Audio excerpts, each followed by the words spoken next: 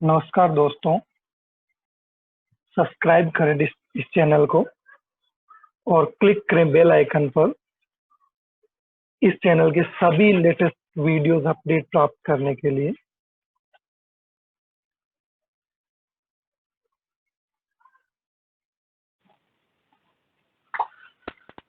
आज का हमारा टॉपिक है social network analysis.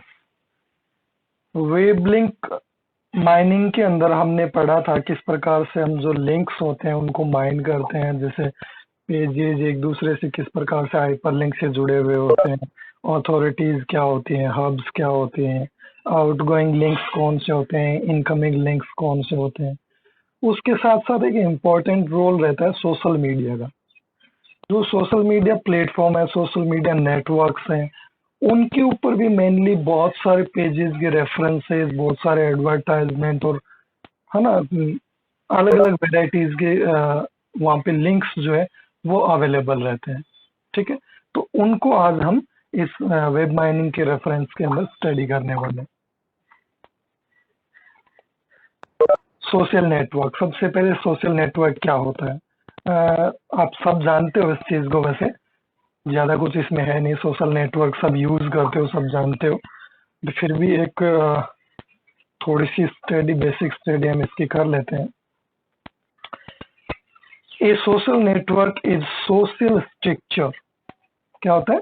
Social structure होता है बिटवीन एक्टर्स, मोस्टली इंडिविजुअल्स और ऑर्गेनाइजेशन।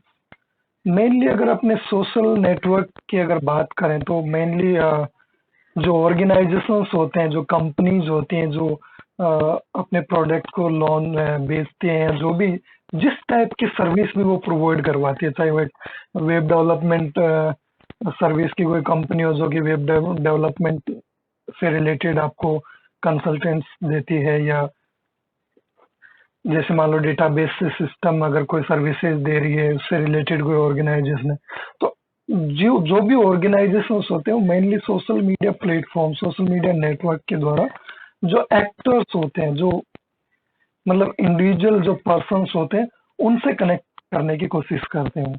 इसलिए वो लिंक्स और रेफरेंसेस का मेन सोशल नेटवर्क के अंदर यूज किया जाता है।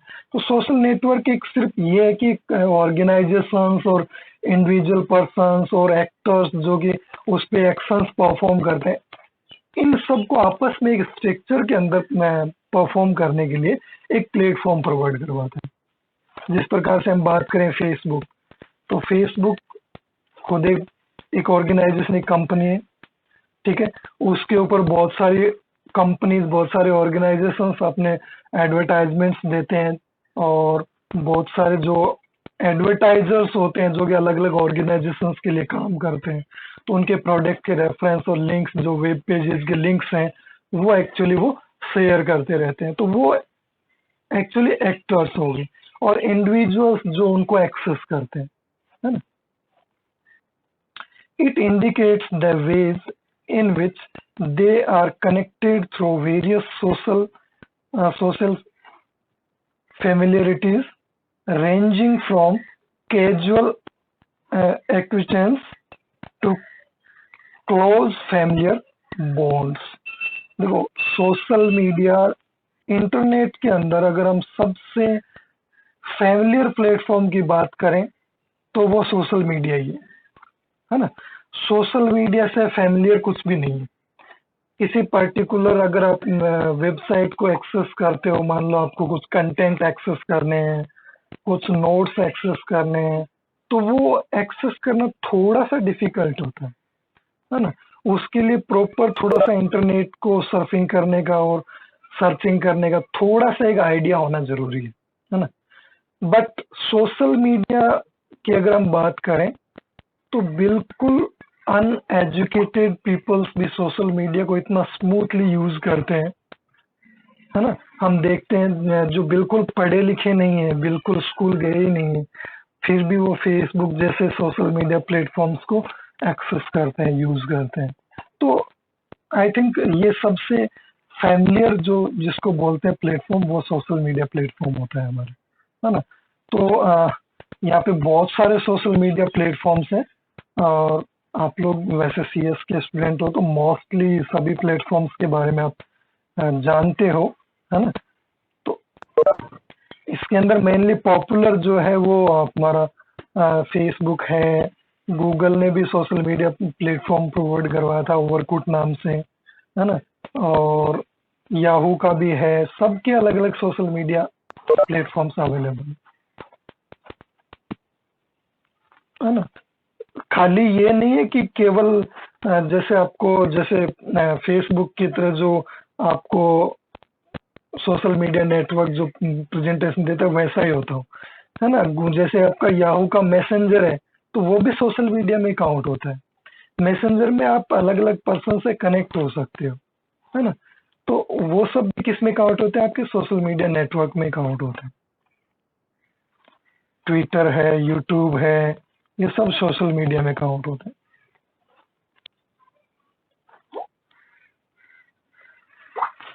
सोशल नेटवर्क एनालिसिस, है ना। हम एनालिसिस किस प्रकार से करते हैं, सबसे पहले इसकी डेफिनेशन देखते हैं। सोशल नेटवर्क एनालिसिस होता क्या है मेनली। तो सबसे पहले अगर हम बात करें तो देखो, social network analysis focus on the structure of relationship among A set of actors.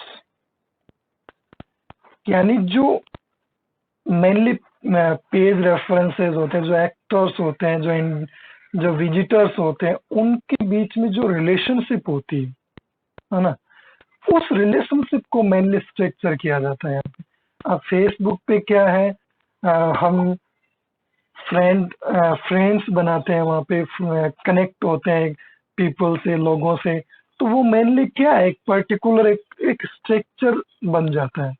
एक स्ट्रक्चर बनता है कि ये बंदा इससे लिंक्ड है, ये इससे लिंक है, ये इससे लिंक है ना। तो वो एक पर्टिकुलर स्ट्रक्चर वहां पे क्रिएट हो जाता है।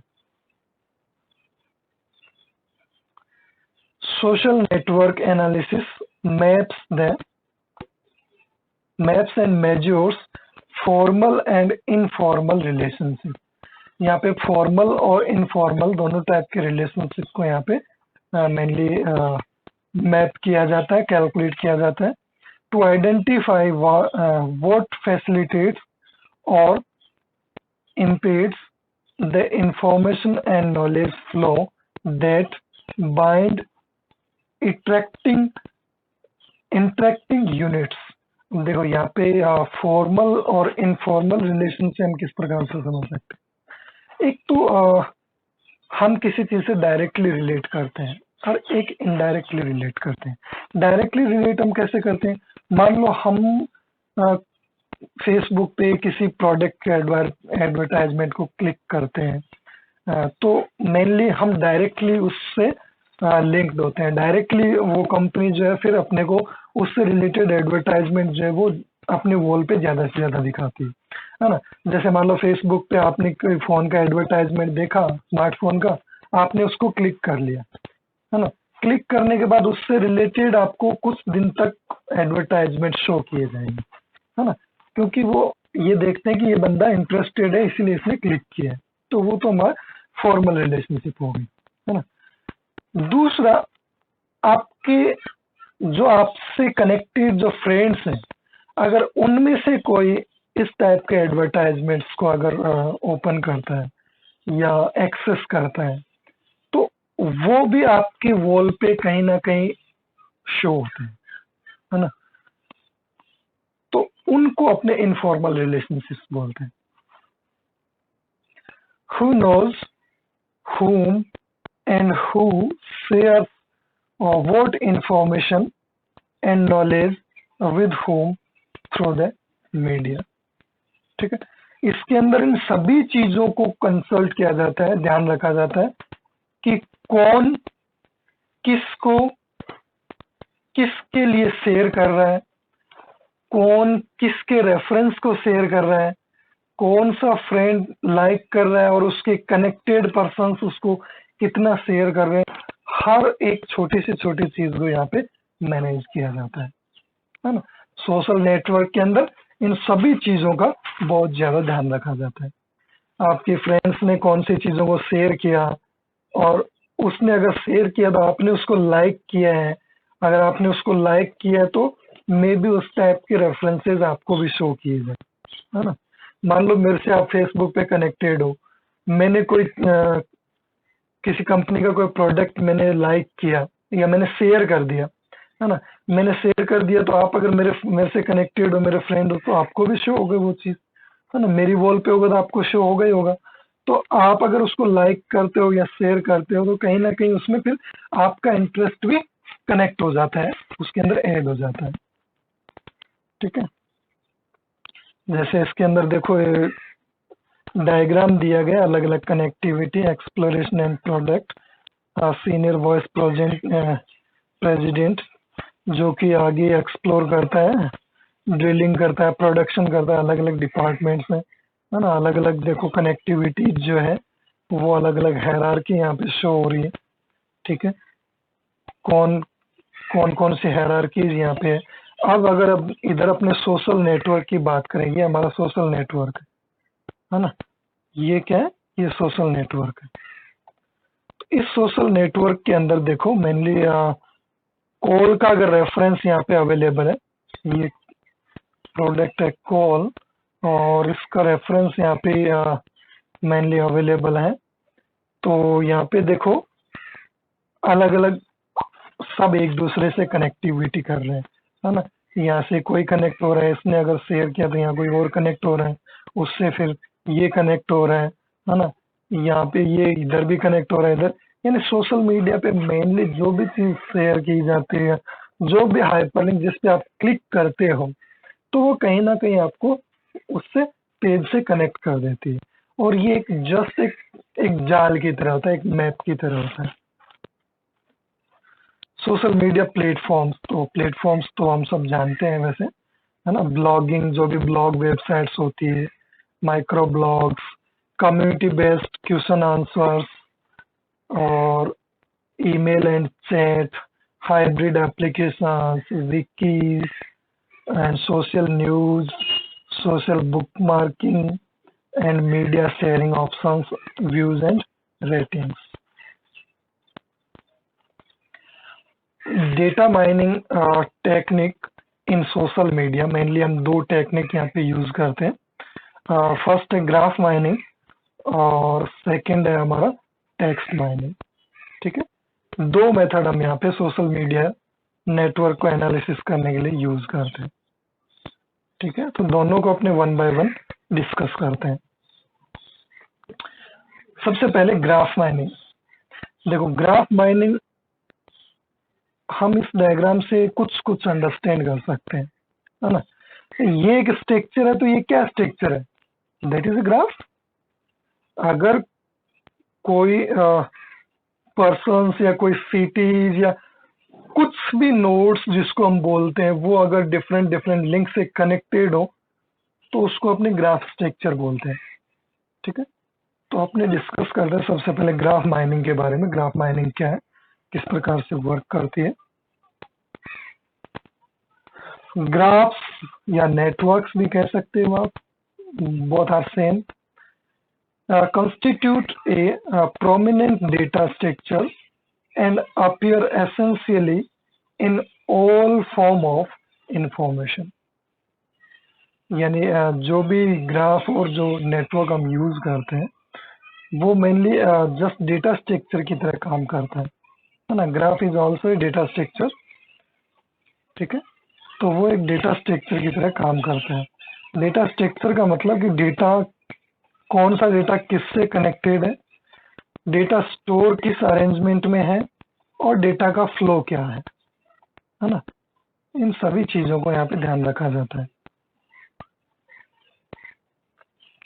Example include the web graph और सोशल ग्राफ, है ना। वेब ग्राफ और सोशल ग्राफ हम एज एग्जाम्पल ले सकते हैं कि उसके अंदर मेनली इंफॉर्मेशन भी होती है और एक पर्टिकुलर स्ट्रक्चर भी अवेलेबल होता है जिसके अंदर आपके डिफरेंट डिफरेंट इंफॉर्मेशन अवेलेबल होती है। जैसे ये कोई एक वेबसाइट है, ठीक है, ये कोई एक वेबसाइट है, तो हम एक दूसरे के लिंक जो है वो शेयर कर सकते हैं। हम फेसबुक का लिंक ट्विटर पे शेयर कर सकते हैं, हम ट्विटर का लिंक फेसबुक पे शेयर कर सकते हैं, हम यूट्यूब का लिंक फेसबुक पे शेयर कर सकते हैं, है ना। तो वो आपस में कहीं ना कहीं कनेक्टिविटी स्टैब्लिश हो जाती है ना। फेसबुक पे अगर आपने यूट्यूब का लिंक शेयर कर रखा है तो जैसे आप उस पे लिंक पे क्लिक करोगे आप कहाँ पहुंच जाओगे, आप यूट्यूब पे पहुंच जाओगे।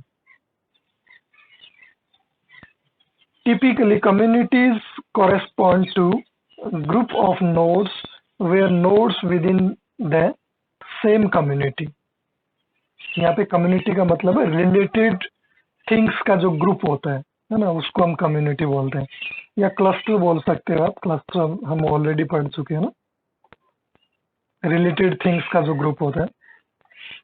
Tend to be highly similar, sharing common features, यानी जो same community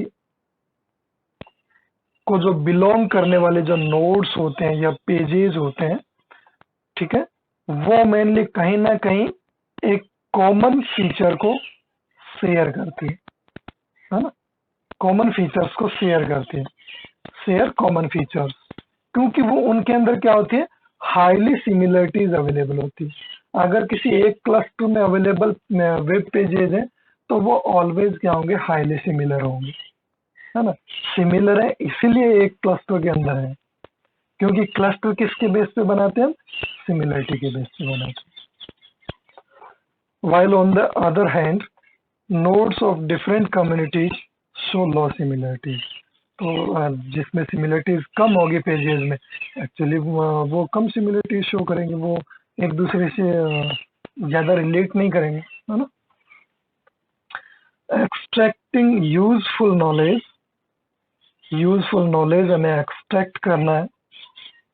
mainly web mining का मेन मकसद यही है कि हमें नॉलेज को एक्सट्रैक्ट करना होता है वेब पेजेस में से, ठीक है। किस फॉर्मेट में एक्सेस यहाँ पे करेंगे हम, patterns, outliers etcetera, from structure data that can be represented as graph. Graph mining में मेनली हम इस चीज पे फोकस करने वाले हैं कि हम यूजफुल नॉलेज को एक्सट्रैक्ट करेंगे, कहाँ से, स्ट्रक्चर्ड डेटा से। ग्राफ फॉर्मेट में तो इसका मतलब डेटा स्ट्रक्चर्ड है ना, क्योंकि वो नोड्स के रूप में डेटा अवेलेबल है, और नोड्स क्या होंगे, क्लस्टर्स होंगे, ठीक है। तो अलग अलग क्लस्टर्स के रूप में डेटा अवेलेबल है, और क्लस्टर के अंदर हम डेटा को मेनली स्ट्रक्चर्ड करते हैं। तो स्ट्रक्चर्ड डेटा में से हमें मेनली इंफॉर्मेशन को एक्सट्रैक्ट करना है, जो कि एक ग्राफ के रिप्रेजेंटेशन में होगा data. Graph mining is used for understanding relationship as well as content, ठीक है, ध्यान रखना क्या क्या अंडरस्टैंड करने के लिए काम आता है, रिलेशनशिप्स को अंडरस्टैंड करने के लिए काम आता है, और कंटेंट को अंडरस्टैंड करने के लिए काम में आता है ना। दो चीजों पे हम फोकस करने वाले हैं इस मेथड में, एक तो रिलेशनशिप पे और दूसरा कंटेंट पे। phone provider can look at phone call records using graph mining, यानी जो फोन प्रोवाइडर्स हैं तो वो क्या देख सकते हैं, मैंने look at phone calls records, ठीक है, फोन कॉल रिकॉर्ड्स को देख सकते हैं किस प्रकार से, यूजिंग ग्राफ माइनिंग के द्वारा। Example of graph mining is in Facebook के अंदर देखो ग्राफ माइनिंग का एग्जांपल क्या हो सकता है, क्वेरी, ठीक है। Restaurants in Pune liked by friends, ठीक है। तो ये ग्राफ माइनिंग का एक एग्जांपल हो गया कि एक रेस्टोरेंट है पुणे के अंदर, ठीक है, कितने फ्रेंड्स ने उनको इसको लाइक किया, इसके बेस पे अपने मेनली, जैसे अपने देखते हैं ना कुछ भी, अगर कोई प्रोडक्ट परचेज करते हैं इसकी रेटिंग्स कितनी है, इसको कितने लोगों ने लाइक किया है ना। तो मेनली वो क्या है, वो कंप्लीटली क्या होगी, ग्राफ माइनिंग होगी आपकी, है ना। तो यहाँ पे कितने फ्रेंड्स ने मेनली रेस्टोरेंट को लाइक किया है जो कि पुणे में है, तो ये एक क्वेरी है। और ये किसका एग्जांपल है? ये मेनली ग्राफ माइनिंग का एग्जांपल है, ठीक है।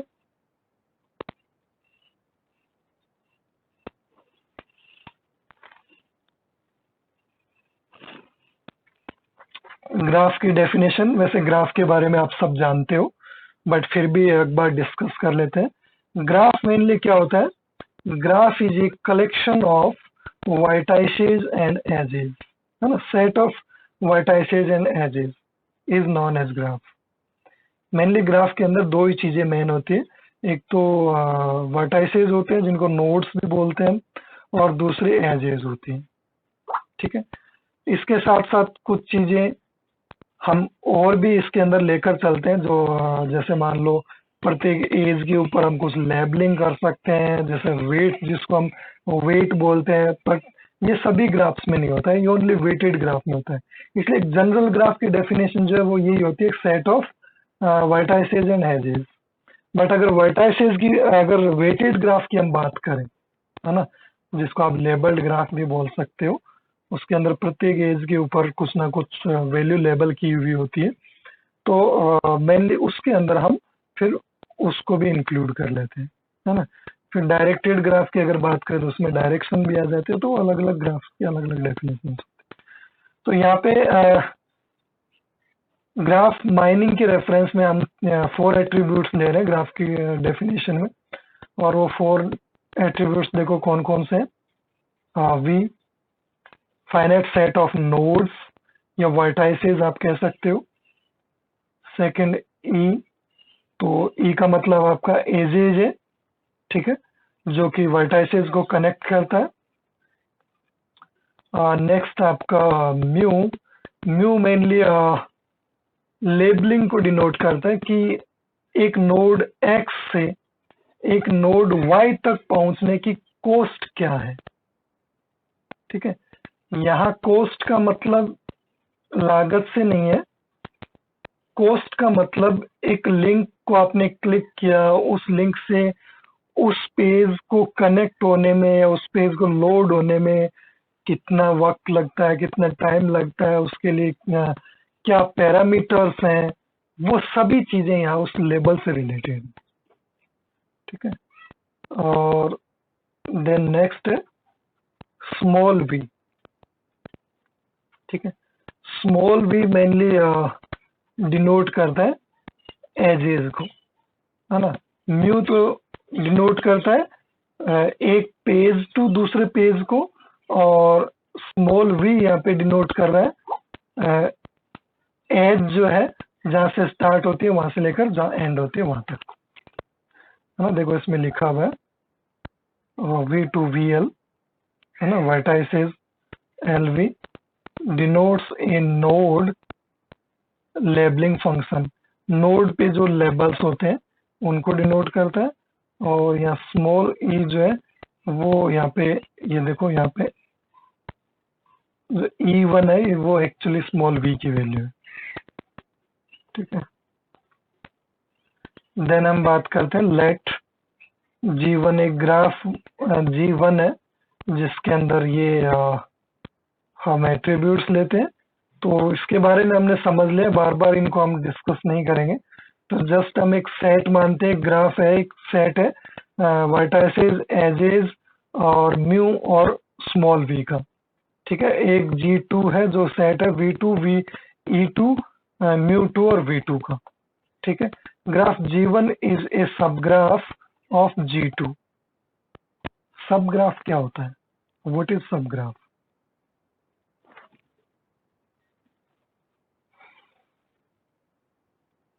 मान लो ये ग्राफ जो आपको शो हो रहा है, ठीक है, अगर उसमें एक तो ये ग्राफ है, एक मैं ये ग्राफ और ले लेता हूं,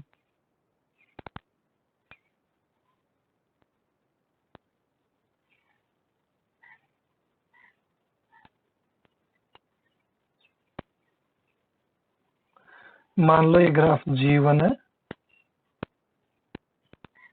ये ग्राफ G2 है।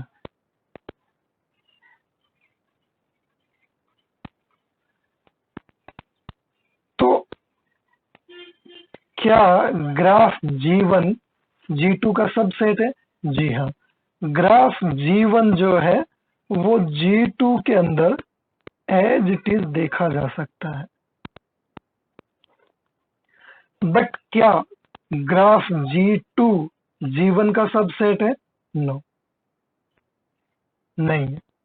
ठीक है, G1 G2 का सबग्राफ है बट G2 G1 का सबग्राफ नहीं है, क्योंकि ये G2 पूरा का पूरा ग्राफ G1 के अंदर अवेलेबल नहीं है, इसलिए ये इसका सबग्राफ नहीं हो सकता। और जैसे हम डिस्क्रीट मैथ में इसको रिप्रेजेंट करते हैं, तो ये हमारा मैथमेटिकल रिप्रेजेंटेशन G1 जो है वो प्रॉपर सबसेट है किसका? G2 का। यानी G1 जो है वो कंप्लीटली अवेलेबल है G2 के अंदर। इसका मतलब V1 प्रॉपर सबसेट होगा V2 का, E1 प्रॉपर सबसेट होगा E2 का,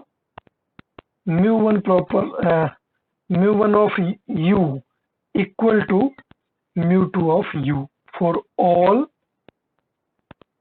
वर्टाइसेस, है ना, V1 की बात कर रहा हूँ। और यहाँ पे अगर V1 UV हम बात करें तो ये भी मेनली इक्वल होगा। ये देखो इक्वल क्यों होगा? अब ये 1 और 2 वर्टाइसेस हैं, तो वर्टाइसेस 1 2 3 4 का सबसेट है। एजेस यहाँ पे कितनी है? E1 E2 E3 E4 है, और इसके अंदर केवल E1 है। It means E1 is subset of E1 E2 E3 E4। ठीक है, और अगर आप mu1 की बात करें, mu1, तो mu1 तो यहाँ के रेफरेंस में केवल इन दोनों से रिलेटेड होगा, बाकी से तो कोई लेना देना नहीं। तो यहाँ पे इन दोनों को मैच किया जाएगा जो कि ऑलवेज इक्वल होगा। ठीक है, फिर बात करते हैं हम E की, तो UV यानी इस एज की बात कर रहे हैं हम, जो यहां से लेकर यहां तक की एज है। तो ये कंप्लीटली इक्वली अवेलेबल होगी सुपरसेट के अंदर। ठीक है, नेटवर्क डायग्राम देखो, यहाँ पे पॉइंट्स दिए गए हैं कुछ। सबसे पहले फर्स्ट पॉइंट को रखते हैं अपने, ईच इंडिविजुअल और team is shown as a circular node, है ना। ये जो आपको नोड्स दिख रहे हैं, ये 1 से लेकर 14 तक, ये कोई सिंगल पेज भी हो सकता है और ग्रुप ऑफ पेजेस भी हो सकता है। ठीक है, नंबर्ड फॉर, ये रेफरेंसेस मेनली यहाँ पे दिए गए हैं, देखो। ओके, ये रहा। ठीक है, mainly numbered for ease of reference. तो जो भी रेफरेंसेस यहाँ पे है, वो रेफरेंस कौन है? ये वाले एजेस। ठीक है, अब हम बात करते हैं सेकंड की, the lines linking each nodes denotes the relationships and intersection between them in order to complete the task। अब मान लो मैंने यहाँ पे एक हाइपरलिंक दे दिया 2 पे, और उस हाइपरलिंक में एड्रेस है 1 का। ठीक है, तो ये वाली एज क्या शो करेगी? ये वाली एज ये शो करेगी कि ये लिंक जो है वो आपको पेज 1 तक पहुंचा सकता है। ठीक है, लिंक कहाँ पे अवेलेबल है? 2 पे। ये कौन कहता है? स्टेप फर्स्ट कहता है ना, रेफरेंस। ये रेफरेंस दिया भाई यहाँ पे, कोई जरूरी नहीं सिंगल पेज का रेफरेंस हो, मल्टीपल पेजेस का हो सकता है। जैसे 7 को देख लो, यहाँ पे बहुत सारे पेजेस के रेफरेंसेज है ना, मल्टीपल पेजेस का भी हो सकता है। तो रेफरेंस अवेलेबल होते हैं पेज नोड के पास, और जो आपकी एजेज है वो क्या बताती है? एजेज रिलेशनशिप बताती है दोनों के बीच में, है ना। कहीं ना कहीं इसका रेफरेंस अगर पेज 1 का रेफरेंस अगर पेज 2 में, इसका मतलब 100% पेज 1 जो है वो पेज 2 से रिलेटेड है। क्या हम किसी पेज का रेफरेंस वहां पे देते हैं जहां पे कोई रिलेट नहीं करता हो? किसी कंप्यूटर साइंस के पेज के, वेबसाइट के पेज के ऊपर कभी आपने किसी आर्ट्स के नोट्स का लिंक देखा है? या किसी बायोलॉजी या मैथमेटिक्स तो चलो फिर भी काम आती है, हम बायोलॉजी की बात करें, सोशल साइंस की बात करें, क्या उनका लिंक आपने कभी देखा है?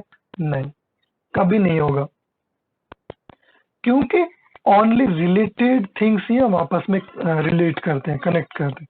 तो यहाँ पे इट मीन्स ये एजेस जो है वो दोनों पेजेस के बीच में रिलेशनशिप को शो कर रही है कि ये कहीं ना कहीं एक दूसरे से रिलेट करती है। देन थर्ड पॉइंट देखो क्या कहता है। Node 13 represents the web page and node 14 represents the target audience for the web page।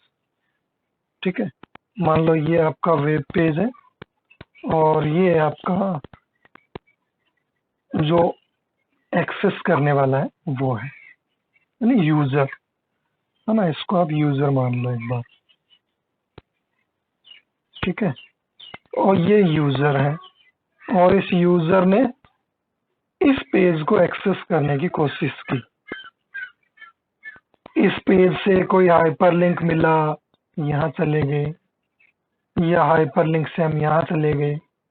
ठीक है, यहाँ हमें कुछ हाइपरलिंक्स मिले, हम यहाँ चले गए, है ना। इस प्रकार से हम आगे से आगे जब तक मर्जी आए हम एक्सेस कर सकते हैं। हमें कहीं ना कहीं रेफरेंसेस जो है वो मिलते हुए जाते हैं। ठीक है, जैसे यहाँ पे 10 से 11 पे गए, 10 से 11 पे गए, बट यहाँ पे कोई हाइपरलिंक नहीं है 11 पे किसी पेज का, है ना। तो हम यहाँ से क्या करेंगे, हम वहां से वापस आएंगे। वापस आने के बाद हमारे पास अवेलेबिलिटी और है 1 2 3 हाइपरलिंक्स और अवेलेबल है हमारे पास, उनको हम एक्सेस कर सकते हैं। चलो नेक्स्ट पॉइंट क्या कहता है।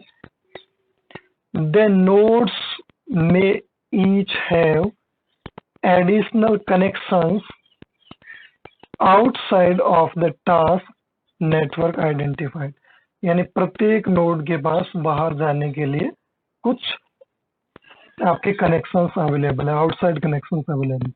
इस यूजर ने जब पेज 13 को एक्सेस करने की कोशिश की तो पेज 13 पे जो आउटसाइड लिंक्स हैं उनको हम यूज कर सकते हैं। और कौन कौन से हैं देखो, nodes 1 3 4 5 6 8 11 14 are the most peripheral with the least connections। ऐसा क्यों? क्योंकि देखो ये जितने भी नोड आप देख रहे हो, 1 ये आपका 1 रहा, नेक्स्ट 3 ये आपका 3 रहा, 4 5 8 6 और कौन है 11 और 14।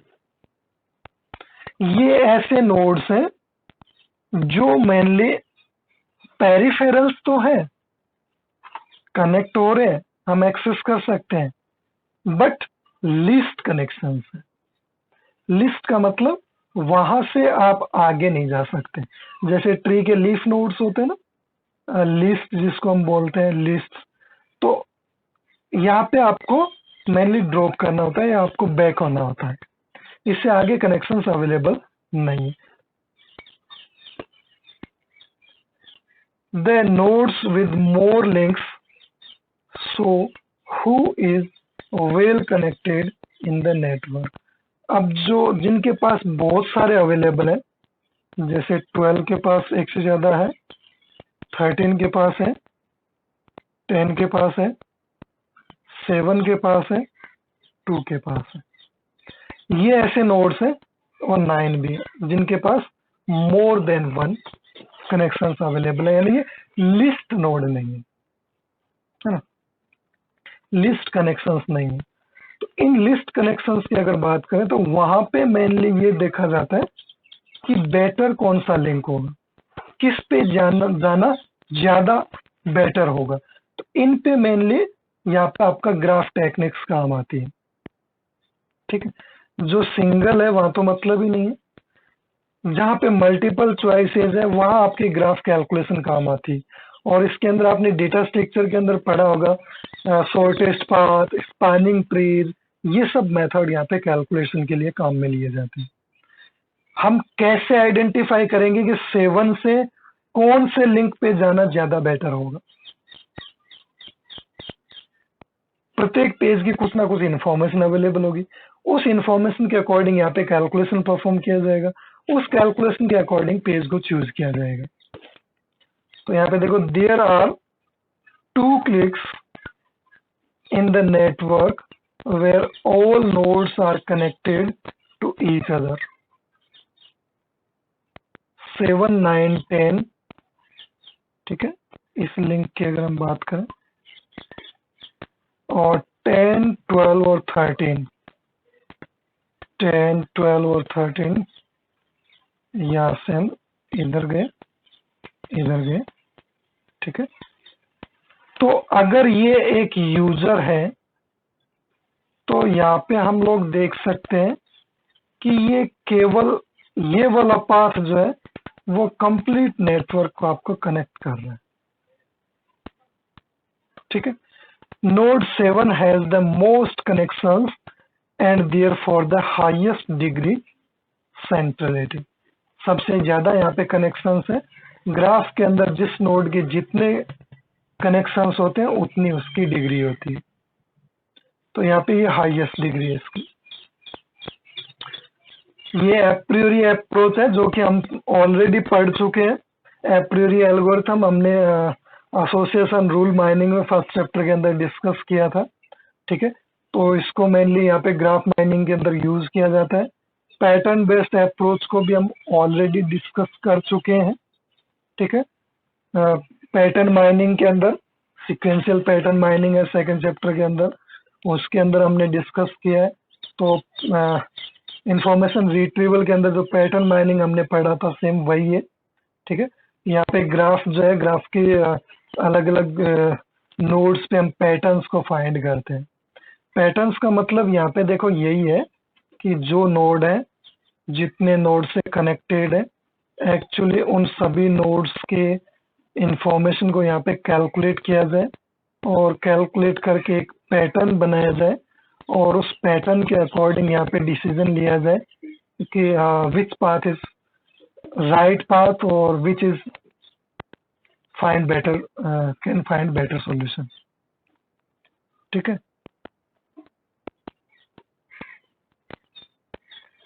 Example of graph mining from Facebook. तो फेसबुक पे देखो यहाँ हमने एक क्वेरी लिखी है जस्ट फेसबुक सर्च के अंदर, सर्च का ऑप्शन आता है ना फेसबुक के अंदर, तो उसके अंदर हमने लिखा है friends of mine who visited India. मेरे फ्रेंड्स जिन्होंने इंडिया विजिट किया हो। ठीक है, कंप्लीट इंडिया जिसने विजिट किया हो। तो या फिर अपने ये कह सकते हैं कि भाई एक मान लो आप विदेशी कंट्री में कहीं रह रहे हो और आप ये देखना चाह रहे हो कि मेरे कितने दोस्तों ने आज तक इंडिया विजिट किए। मान लो फॉरेनर आपके फ्रेंड्स हैं, तो आप इस टाइप की क्वेरी उसके अंदर डालते हो। तो फेसबुक मेनली किस टाइप से सर्च करता है?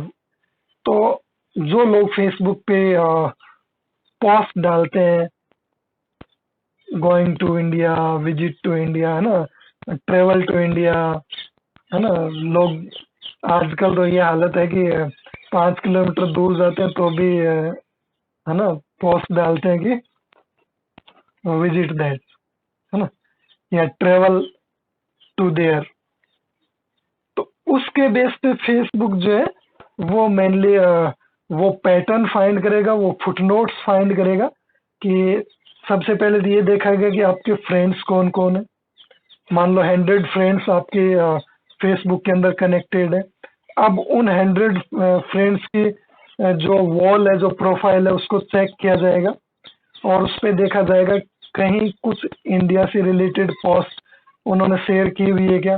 तो जो भी ट्रेवल या विजिट रिलेटेड जो इंडिया की पोस्ट होगी, उसके बेस पे वो आपको जो रिजल्ट है वो सजेस्ट करेगा। तो हेलो दोस्तों, चैनल को सब्सक्राइब करना ना भूलें, वीडियो को लाइक करें, शेयर करें और बने रहें आपके अपने चैनल पॉसिबल नॉलेज के साथ इसी तरह के लेटेस्ट वीडियोस पाने के लिए। धन्यवाद।